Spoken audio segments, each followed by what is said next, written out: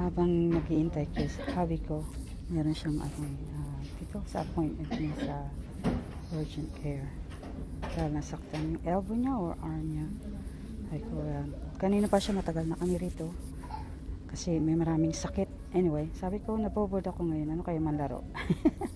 Nakita ko to dito sa Snapchat, no? Sabi ko, pero may mask ako kasi bawal walang mask, ano? Tapos, yung mask ko nagkailong. Ayan yung guys, naglalaro ako ngayon. Pero sabi ko, paano ko ito laruin? Yung pala, kailangan itaas-taas ko yung ilong ko. So, mamaya makikita nyo, meron naman akong na-hook na mga yung mga circles na na rings. So, next time I know how to play it. Pero try ko muna steady ko yung face ko, yung nose ko to see if I can hook some of those rings. Pero sabi ko, wala eh. Talagang wala, oh.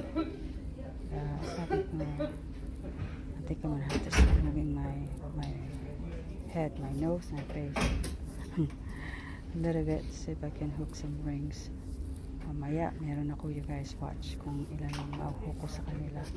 Yan, ginagalaw-galaw ko na yung aking head, yung nose, yung face ko. Mamaya, meron akong mahuhook na rings, you guys. Sabi ko, kailangan bago kami umuwi ng asawa ko sa bahay, kailangan meron akong hook na mga rings dito. Hindi ako papayag. Sige, labira. Kailangan makakuha ng isa, dalawang rings. Sige. Ay, yung mask ko lumalaban. Talaga nag-hook siya. Sige, labira. Nakaisa na ako. Ilan na yan? Isa, dilaw. Oops, merong red. May pumasok na red. Meron pang yellow ulit. Dilaw. Nalaglag yata. Si purple nalaglag. Si green nawala. Diba, meron akong nakuhang 2 rings, red and yellow. Pero siguro pag wala akong mas, marami kong makukuha doon. Talagang mas mahaba pa yung ilong ko sa mas na yan. Kawawa na may mga tao dito. Ang daming may sakit. Kasi flu season dito ngayon, guys. Sana gumaling na rin sila. Mahirap talaga, may sakit. Masakit sa katawan, sa chest, sa lungs, tapos throat. Lagnat pa. Yan ang masakit. Tapos wala pang appetite kumain. Sana gumaling na rin sila lahat. Maganda dito sa pinupunta ng asawa ko kasi ano siya, vet siya. Vet means veteran. So tahimik dito, maganda yung building, malinis.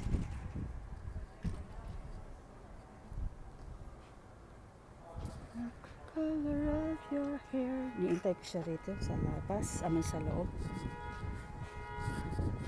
Somehow kasi naglift yung asawa ko ng something he lifted outside the backyard. Tapos I don't know, I think he twisted his elbow or arm, I'm not sure. So ngayon dito kami sa urgent care. Ako ang driver niya. Most of the time din ako nagdadrive, siya ang driver ko. Pero ngayon sabi niya, you have to drive because I cannot move my arm. I don't know what it did to his arm. Hopefully it's okay. 2025 na. I need to start doing my health exercise. Tamad ako.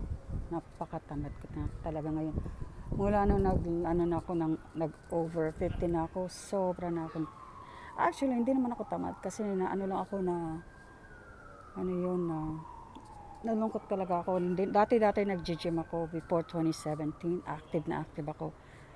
Pero nung nawala yung papa ko dahil sa, I don't know, somehow we got tuberculosis. And then mama ko sa cancer. Tapos nga yung 4 na mahal ko rin sa buhay, that was 2021. Nagsabay sila within a year. Si Nanay Damiana, tapos si kuya kong mahal, at my one and only best friend dito sa USA. Lagi kami nakikita whenever she comes back. Every 6 months siya sa Pilipinas, then 6 months here sa USA. Tapos yung isa pang close friend ko dito. So, since then, hindi na ako nagpupunta ng gym. Pero active pa rin ako. Not active, pero may member pa rin ako sa gym. So, nagbabayad pa rin ako. Yearly ko binabayaran yun, pero sa every month din. Mahal na ngayon. Nagbabayad ako ng, I think tumaas na. Kasi noon nung inopen ko yung aking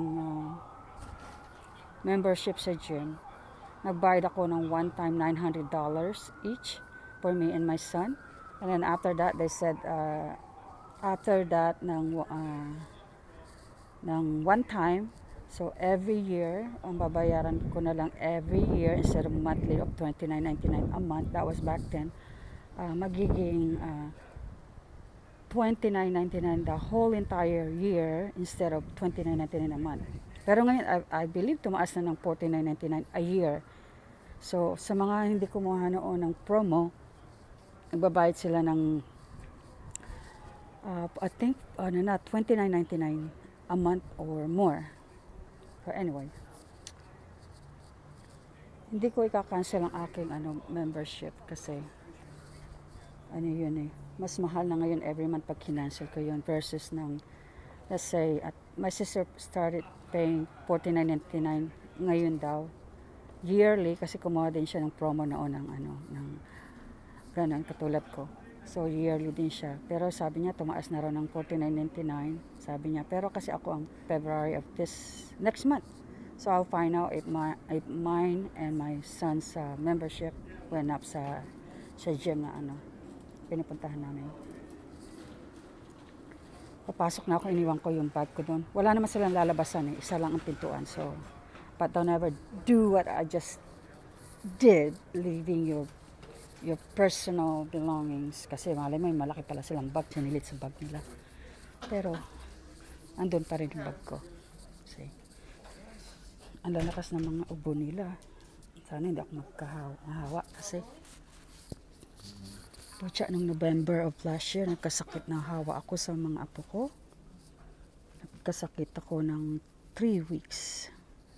So as my hobby. Ngayon sana hindi kami magkasakit kasi less than 20 people dito. Kaya lang ang lalakas ng ubo nila. Sobrang lakas.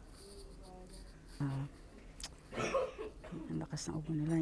Yung iba pumasok na dun sa room. Sana hindi mahawa yung asawa ko kasi lagot kami kasi kawawa naman din yung mga apo ko. Kasakit kami, hindi namin makikita na naman dahil ayaw namin mahawa. Yung anak ko nga nagkasakit din siya. He barely got over his cold and cough. Nagka-fever pa nga rin siya.